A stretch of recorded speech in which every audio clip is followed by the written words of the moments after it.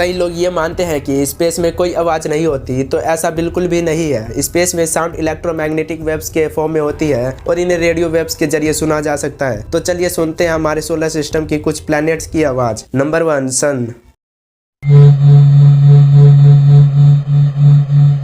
Number 2 Mercury.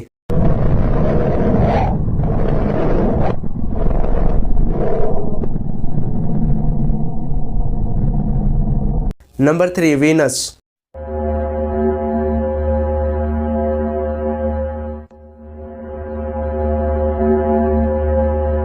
Number 4 Mars.